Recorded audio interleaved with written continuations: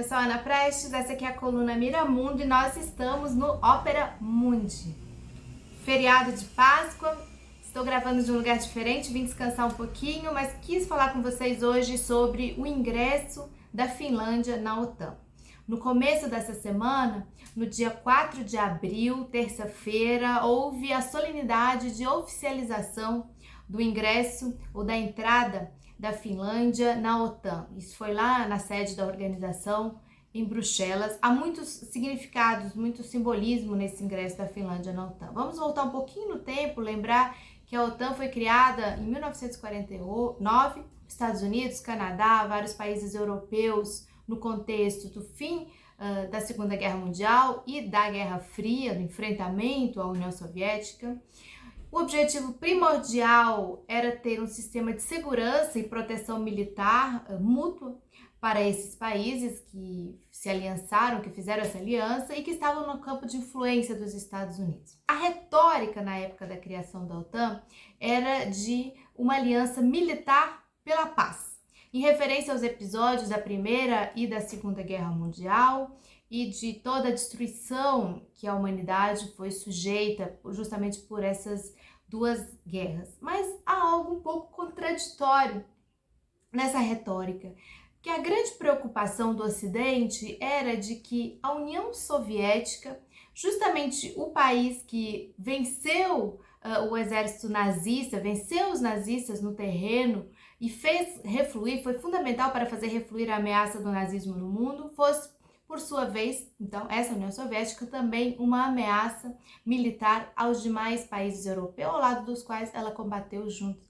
para derrotar o nazismo. Então, foi, portanto, uma organização que surgiu em essência, dizendo-se ter foco na paz, mas justamente por não acreditar na paz e não aceitar que alguns países não rezassem a sua cartilha, foi que a OTAN nasceu justamente com foco na guerra, o que foi demonstrado bastante no último período. Tanto é que com o fim da Guerra Fria, no início dos anos 90 e desaparecimento da União Soviética, se essa lógica tivesse sido obedecida, a lógica da origem da OTAN, ela deveria ter se desfeito por ter perdido o seu propósito. Mas acontece justamente o contrário e a entrada da Finlândia como agora o 31º país da organização militar é parte de um expansionismo que a OTAN vem promovendo desde os anos 90.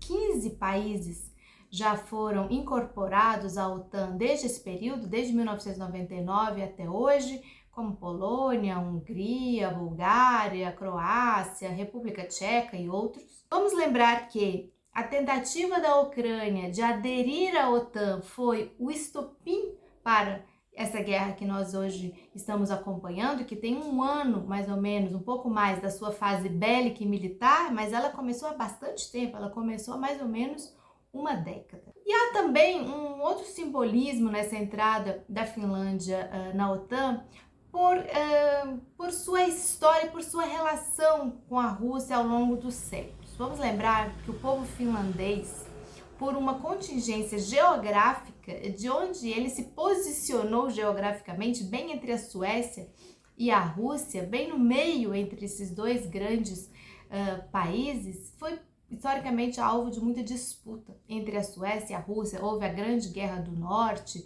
no século XVIII, mas foi justamente o Império Russo que garantiu à Finlândia sua autonomia e a promoção de um autogoverno, sendo depois levada a ser um grão-ducado, se livrando também do domínio sueco.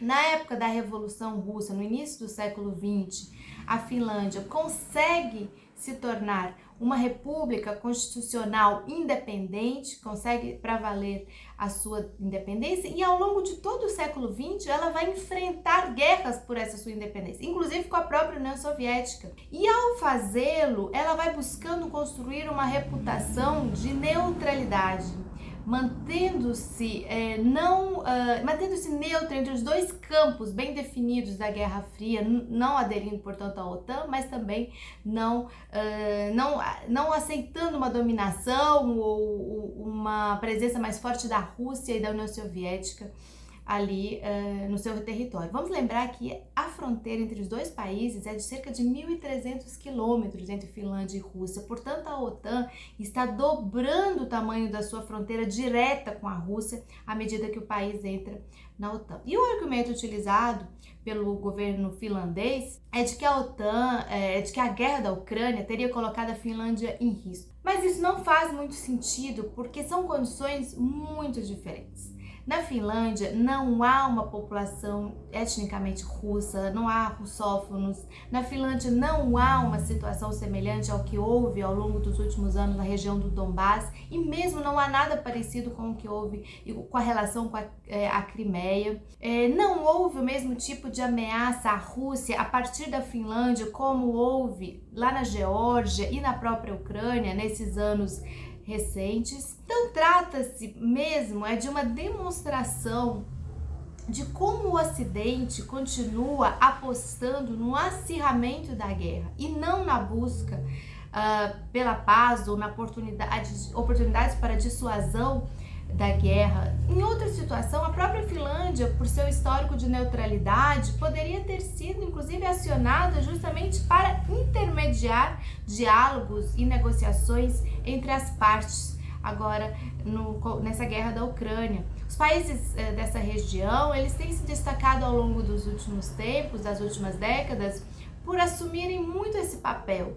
Aqui na América Latina mesmo, por exemplo, a Noruega esteve na mediação de acordos importantes, como o acordo de paz das Farc com o governo colombiano, agora mais recentemente nas negociações e nos diálogos entre governo e oposição venezuelana, nas mesas de negociação que estão acontecendo no México. A própria Finlândia tem uma história no século XX também de cumprir esse papel.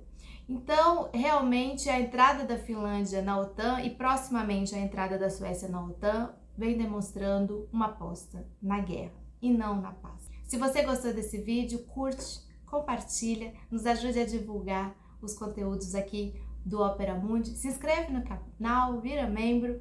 Estaremos aqui no próximo sábado, neste mesmo horário.